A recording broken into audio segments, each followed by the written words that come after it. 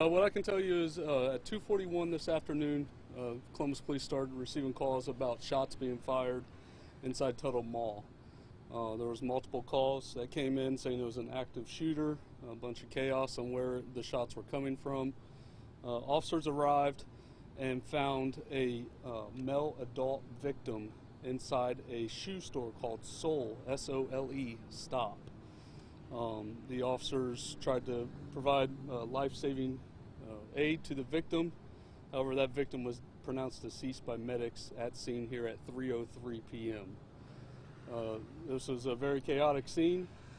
Officers went through store by store and cleared out the businesses to make sure there was nobody else involved.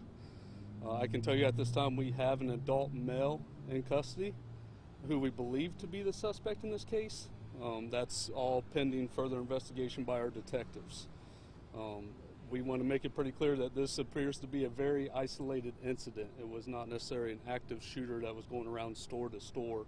It's a single incident that took place inside the Sole Stop shoe store.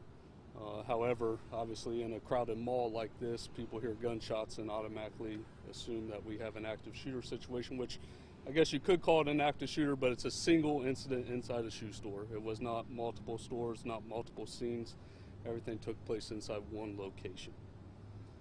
Is there a connection, do you know, between this? The motive is very unclear right now. My understanding is there's some video evidence that the detectives are going to go through and obviously do all the interviews. I will tell you there was multiple people inside the shoe store at the time of the incident. It is very devastating that we lost, somebody's life got lost out here, but we're lucky that it was only one. The mall is not on lockdown. It's been pretty clear. It's cleared out. It is closed for the remainder of the day. We will have this scene going for a little while, obviously, while the homicide detectives interview all the witnesses and comb through all the evidence here at scene. What do you tell people, because this is the, fourth shooting that happened in the mall, 2 last year, Polaris, 1 in Easton, now this? Yeah, it's concerning because they're obviously very high populated locations. But like I said, this appears to be a very isolated incident, appears to be directed. Doesn't appear like somebody's just firing shots inside of a store. What the connection is there between a suspect and the victim, I do not know. But it appears to be just an isolated incident, and unfortunately, this can occur in somebody's front yard. This can occur anywhere, and unfortunately today it occurred inside a crowded mall. The age range for the people?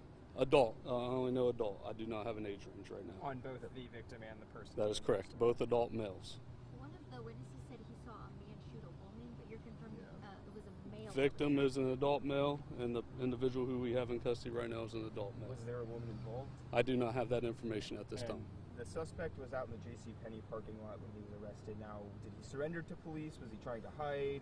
My understanding, there was no uses of force, anything like that. I do not know the direct, interaction with the suspect at the time, but the suspect was taken in custody, or who we believe to be the suspect was taken into custody. So I saw another person in custody down there as well.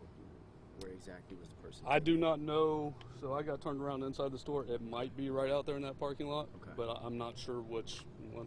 When I'm inside there and walking, in and out one door, there's several different points of entry inside this mall here. So were there a couple different people in custody based on? My understanding is we have one individual who we believe to be the suspect in custody. I've not been told more than one. I heard on the dispatch that a woman possibly was arrested with a firearm. I don't have information on that. I don't have information about firearms being recovered at this time. The detectives are all combing through that. As you can see, obviously we have detectives going in here. We have cruisers down here. It's a pretty large scene for them to comb through, and a lot of people inside the store at the time, including children. There were children inside the store as well. We were told that the gun wasn't recovered. So you're saying that is not the case? I do not know. I'm not able to confirm that right now. Did the man try to flee the scene? I do not have that information at all as far as the interaction, if he tried to run, anything like that, but the individual who we believe to be the suspect was taken into custody outside of the mall. And is there any surveillance footage? There is. There's video evidence that they're going through right now. Obviously the store has some video evidence, and then the mall itself would have video evidence to show the route that the individual took after the incident took place inside the store. And what do you tell people who saw this, who heard this? We talked to several folks Yeah, out here who are traumatized. I was going to say it's very traumatic.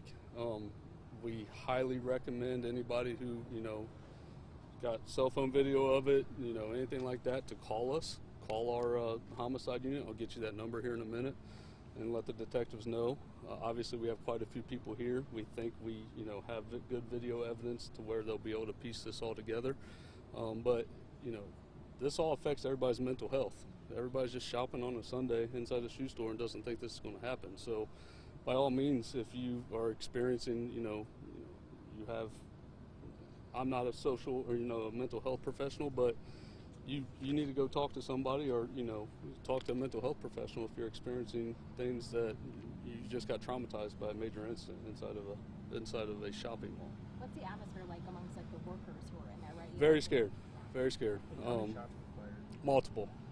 We don't have an exact total. Multiple. The adult male victim was struck at least one time. So there was a gun fired by the suspect only. The suspect. That was is, the only as person far shot? as we can tell right now, just one single shooter and one victim. I do not know where on the body the suspect or the victim was struck.